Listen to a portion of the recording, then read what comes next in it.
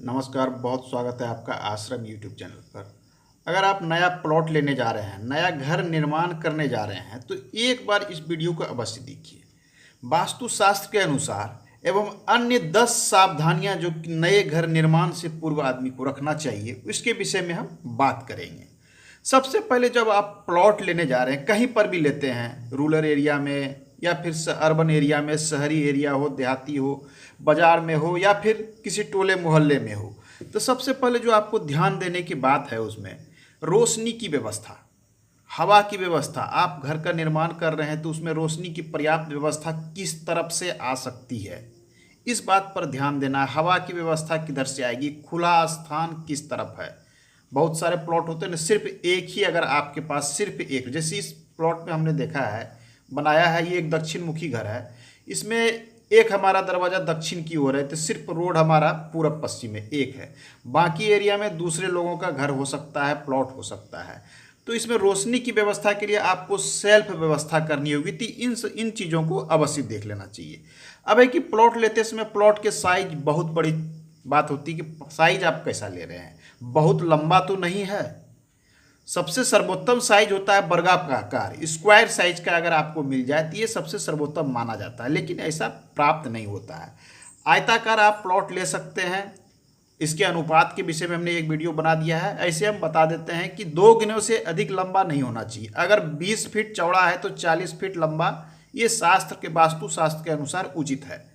तो इस प्रकार से आप अपने साइज को देख सकते हैं।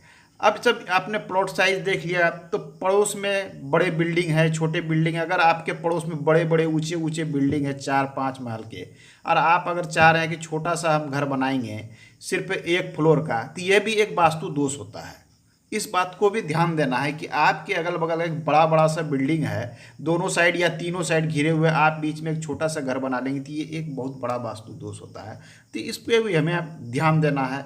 उसके बाद किस मोहल्ले में रह रहे हैं, अगल बगल क्या है, मंदिर है, मस्जिद है, इनसे का भी वास्तु इफेक्ट पड़ता है। अगल बगल अगर मंदिर है, मस्जिद है, सरकारी कार्यालय है, और बहुत तरह की चीज़ें देखनी पड़ती है कि आप जहाँ रह रहे हैं, बहुत तरह की चीज़ें इसमें लोग देखते हैं। अब है कि प्लॉट की दिशा, सर्वोत्तम दिशा, किस दिशा का प्लॉट लेना चाहिए। तो जब भी आप प्लॉट खरीदने जाएं तो सर्वोत्तम पूरब दिशा और उत्तर दिशा, पहला पूरब दिशा वाली मुख वाले आप ले सकते हैं, नहीं तो उत्तर दिशा वाले मुख का आप प्लॉट ले लीजिए। फिर भी अगर ऐसा नहीं मिल पा रहा है, पश्चिम दिशा वाला ले लीजिए। नहीं मिल पा रहा है तो आप दक्षिण दिशा अंत में ले सकते हैं, कोई समस्या नहीं है। वास्तु के अनुसार निर्माण की विधि हमने कई बार बताया है, पुनः बता दूंगा। अब आपने प्लॉट ले लिया, आप एरिया पर ध्यान दीजिए कि रेसिडेंशियल एरिया है या कॉमर्शियल। क्योंकि आपको जब भी प्लॉट बनाना है तो ये ध्यान में रख के बनाना है, अपनी बिल्डिंग का निर्माण करना है। अगर वो कॉमर्शियल एरिया है तो आपको भविष्य में आगे में छोटे छोटे दुकान बनाने पड़ सकते हैं। आपको रेंट लगाने में अच्छा रेंट आ जाता है। रोड के किनारे कॉमर्शियल एरिया हो तो आप उसको स्टोर बना सकते हैं, दुकान के लिए भाड़े पे दे सकते हैं। तो इस बातों को ध्यान में रखना चाहिए कि कॉमर्शियल एरिया में है या फिर आपके किसी मोहल्ले के अंदर है रेसिडेंशियल, प्योर रेसिडेंशियल, कोई बात नहीं, प्योर रेसिडेंशियल में आप अपनी इच्छा के अनुसार बनाइए।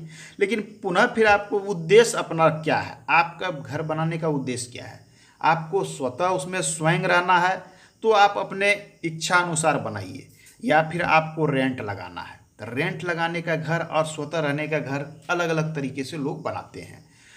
आप अपने लिए बनाएंगे तो स्वाभाविक है कि आप बहुत अच्छे से आप चाहेंगे कि आप बिल्कुल उसमें आराम से रहे, सब कुछ एलफेल व्यवस्थित हो। लेकिन जब रेंट लगाते हैं तो लोग छोटे छोटे फ्लैट भी एडजस्ट कर देते हैं। तो उन सब बातों में विशेष तो सीढ़ियों की आ जाती है। जब आप रेंट लगाने की व्यवस्था करेंगे तो सीढ़ियों का निर्माण उसमें प्रमुख व्यवस्था होता है कि आप सेकेंड फ्लोर बनाइएगा, 2 फ्लोर, 3 फ्लोर बनाइएगा, कितना बनाइएगा, तो उसमें सीढ़ी कहाँ एडजस्ट करना है, इसको वास्तु के अनुसार विशेष रूप से देखा जाता है कि कहाँ पर हम इसको एडजस्ट कर सकते हैं। तो सबसे पहले सब कुछ आपने देख लिया, एडजस्ट कर लिया। सबसे पहले आप प्लॉट खरीदने के बाद घेराबंदी अवश्य कर दें। घेराबंदी करने से शास्त्र के अनुसार सोया हुआ भाग्य इस भूमि का जग जाता है। उसके बाद आप एक अच्छे आर्किटेक्चर से या इंजीनियर से, या फिर आप खुद भी बना सकते हैं। छोटा सा प्लॉट बनाना, एक प्लान बना लें। ये देखिए, हमने प्लान को मैं अभी समझाता हूँ किसमें किस प्रकार से एडजस्ट करना है।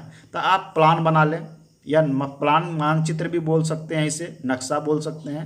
आप बना लीजिए अपनी रिक्वायरमेंट के अनुसार। आपको अपनी रिक्वायरमेंट अवश्य देख लेना है कि आपको 1 फ्लोर बनाना है, 2 बनाना है, 3 बनाना है। ये आपके ऊपर निर्भर करता है कि आपके भविष्य की क्या है। आपके इन बहुत चीज़ों की ध्यान में रखना पड़ता है कि मान लीजिए आपके 3 बेटे हैं, 2 बेटे हैं, तो कल दिन 2 पार्ट्स करेंगे घर के, तो आप निर्माण जब तक उस प्रकार का नहीं कीजिएगा तो ये 2 भागों में बटेगा कैसे। तो इन सब बातों को विशेष ध्यान में रखना चाहिए निर्माण से पूर्व, क्योंकि लाखों रुपया आप इसमें लगाने वाले हैं, बार बार तोड़ फोड़ इसमें होगा नहीं। और इसमें जब आपने इतनी महंगी भूमि खरीदी, इतना महंगा कंस्ट्रक्शन कराया और बाद में इसमें किसी प्रकार का छेड़छाड़ करना काफ़ी आदमी को कॉस्टली पड़ता है। तो ये छोटी छोटी बात। अब लास्ट में आती है वास्तु की व्यवस्था। सारी बात को आपने सोच लिया, देख लिया, तो वास्तु की व्यवस्था ये देख लीजिए। दक्षिणामुखी घर है, हमने दक्षिण मुखी के विषय में पूर्व में भी बताया, पुनः देख लीजिए। वास्तु के अनुसार जो मुख्य रूप से ध्यान देने की है, आपको जल की व्यवस्था। पूरब और उत्तर कोने में आपको जल की व्यवस्था करना। मैं प्रमुख चीज़ें बता रहा हूँ। आग्नेय कोण में जल की व्यवस्था के बाद सेप्टिक टैंक आता है प्रमुख रूप से। सेप्टिक टैंक के लिए भी कई दिशाएं हैं। अगर आप खुला स्थान छोड़े हुए हैं तो इस कॉर्नर में सेप्टिक टैंक बना दीजिए। सेप्टिक टैंक आप यहाँ निर्माण कर दीजिए। किचन आग्नेय कोण में निर्माण कर दीजिए। इसमें हमने यहाँ पर किया है किचन का। ये हमारा रसोई घर है, निर्माण कर सकते हैं। सीढ़ी की व्यवस्था दक्षिण या पश्चिम दिशा अच्छी होती है, तो इसमें दक्षिण पश्चिम में हमने सीढ़ी की व्यवस्था किया है। ये इधर से आप प्रवेश करेंगे इस प्रकार से। ये आपका बरामदा हो गया। आपका सीढ़ी है, आप इस प्रकार से क्लॉकवाइज डायरेक्शन में चढ़ जाइएगा ऊपर के फ्लोर में। इसमें आप ऊपर में अलग फ्लोर में रेंट लगा सकते हैं, किसी और को दे सकते हैं, 2 पार्ट में विभाजित भी कर सकते हैं। ये एक छोटा सा जगह में मुश्किल से ये 35 फीट और 30 फीट में ये एक बहुत अच्छा सा व्यवस्थित नक्शा है, जिसमें 3 रूम है। एक सीढ़ी है, एक रेसिडेंशियल ये आपका शयन कक्ष ये है, दूसरा शयन कक्ष ये है, तीसरा शयन कक्ष ये है।